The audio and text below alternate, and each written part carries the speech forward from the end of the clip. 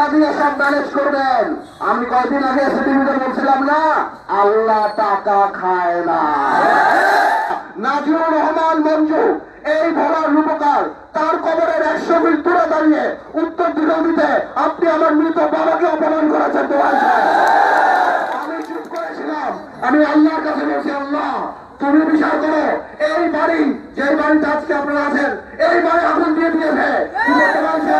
আপনাদের এত বড় পতন হওয়ার পরেও আপনার বাড়িতে কেউ ফোনের টোক্কাও মারে নাই।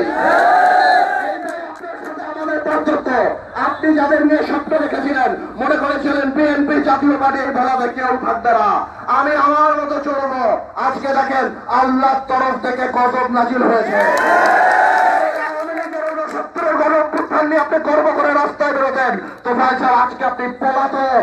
আপনার শত্রু বিএনপি না, আপনার শত্রু বাংলাদেশের মানুষ। এই আওয়ামী লীগ যাকে এখন মানুষ নব্বর রাজাকার ডাকে, যাদের হাতের রক্তের লাল দাগ, মাসুম শিশু থেকে আরম্ভ করে রিক্সাওয়ালা, ফেরিওয়ালা, দোকানদার, সাধারণ গৃহিণী, এমন কেউ আওয়ামী লীগের বুলেট থেকে রক্ষা পায় নাই। দেখলেন তো আল্লাহর কি বিচার? এটা আল্লাহর বিচার।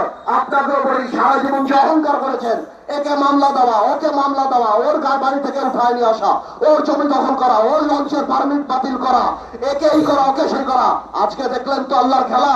আপনার এই বয়সে আপনাকে বাংলাদেশের মানুষ খুনির দোষর হিসাবে জানবে, সব হিসাবে জানে। আমি বলতাম না আপনাকে, আল্লাহর বিচার অপেক্ষা করছে। দেখেন আল্লাহর বিচার চলে আসছে। আপনি এত বিক্রি করতেন আওয়ামী লীগকে। আপনি সংসদেরা আমার মনে পড়ে বলছিলেন আপনার নাকি নিজামীন, আপনার নাকি মুজাহিদা, তার হাতের গাড়িতে পতাকা দেখে আপনার লজ্জা লাগে। হ্যাঁ লাগতে পারে, মুক্তিযোদ্ধাদের লাগতে পারে, সাধারণ মানুষের লাগতে পারে, কিন্তু তোমার সাহেব আমার এখনো মনে পড়ে আপনার মুখে এই কথা মানায় না। আপনি ছিলেন যে খুনি ভুট্টো নিয়ে 74 সালে স্মৃতিসৌধে গেছিলেন, মানুষ এগুলি ভুলে নাই। আপনার এরকম হিপোক্রেসি, আপনি দাবি করছিলেন বঙ্গবন্ধুর নাম নাকি আপনি দিয়েছেন, সবাই বের হয়ে গেছে, বঙ্গবন্ধুর নাম আপনি দেন নাই। আপনি মুরব্বী, আপনাকে এই জন্য অনেক কথা বলি নাই। আপনাকে এবং আপনার বংশধরকে এতটুকু বলে দিতে চাই, এত মামলা ইনশাল্লাহ আপনাদের নামে হবে।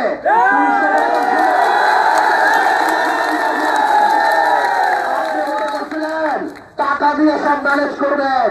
আমি কয়েকদিন আগে টিভিতে বলছিলাম না, আল্লাহ টাকা খায় না। আপনার বিচার আল্লাহ করবে, আপনার বংশধরদের বিচার আল্লাহ করবে। আপনি যে চোর বংশধর রেখে গেছেন, তাদের বিচারে বলার মাটিতে হবে। এমন উদাহরণ সৃষ্টি করবো ইনশাআল্লাহ এই ভোলাতে। আগামীতে কেউ আর মানুষের ক্ষতি করার, বাড়িঘরে লুট করার, কারো মহিষ ফেরার, এই চিন্তা আর কেউ আগামীতে করবে না। ভাইয়েরা আমার, এই বৃষ্টিতে আপনারা সবাই আমার জন্য অপেক্ষা করছেন। আপনারা দোয়া করবেন, আমরা জানিয়ে আওয়ামী লীগের এই পতন থেকে শিক্ষা পাই। আমরা জানি বুঝি এই ক্ষমতা আমাদের কাছে আমারও। আমরা জানি অহংকারী না হয়ে উঠি, আমরা জানি দুর্নীতিবাজ না হয়ে উঠি। আল্লাহ তাআলা ক্ষমতা দিক আর না দিক, আওয়ামী লীগের মতো তো অসম্মানী যাতে না দেয়। আপনারা সবাই ভালো থাকেন, ইনশাআল্লাহ সংগঠিত হন। যখন সঠিক সময় আসবে, তখন নির্বাচনের ডাক আমরা দিব, তখন আমরা বলে দিব। আপাতত এই তোফাল আহমেদ বলেন বা আওয়ামী লীগ সরকারের এই অত্যাচার নিয়ে আমরা এখান থেকে শিক্ষা গ্রহণ করে। দেখেন আরেকটা কথা বলি, আমি আসার আগে দেশনেত্রী খালেদা জিয়ার ওখানে দেখা করতে গেছিলাম। আমার এত কষ্ট লেগেছে, আজকে ওনার মতো মানুষরাও, ওনার মতো মানুষরা বিদেশে চিকিৎসা করতে দিতে যায় নাই। আমি একদিন বলছিলাম যে প্লেনে উঠতে পারবে না, তাই হেলিকপ্টার করে যাইতে হয়েছিল। তাদের মানুষে এত হাজার মামলা দিয়েছে। আমি যখন রিমান্ডে ছিলাম, আমি দেখছি বাচ্চাদের ছেলেদের ধরে নিয়ে আসছো। আমি স্বাধীনতা যুদ্ধ দেখি নাই, আমি পাকিস্তানের অত্যাচার দেখি নাই। রাত হলে আমাদের বুক কাঁপতো, চোখ বেঁধে ভালো ভালো নেতাদেরকে চোখ বেঁধে হাতে হ্যান্ডকাপ পরিয়ে নিয়ে যে মারতো। এই নূরের মতো একটা বাচ্চা ছেলের আপনারা দেখেন নাই, মারটা মারছে। ভাই বলতে গেলে অনেক কথা বলে ফেলবো, আরেকদিন বলবো। আপনারা দোয়া করবেন, আমরা জানি এই বৈষম্য বিরোধী ছাত্র আন্দোলনে যারা মারা গেছে, তাদের রক্তের সাথে কোনোভাবে বেইমানি না করি।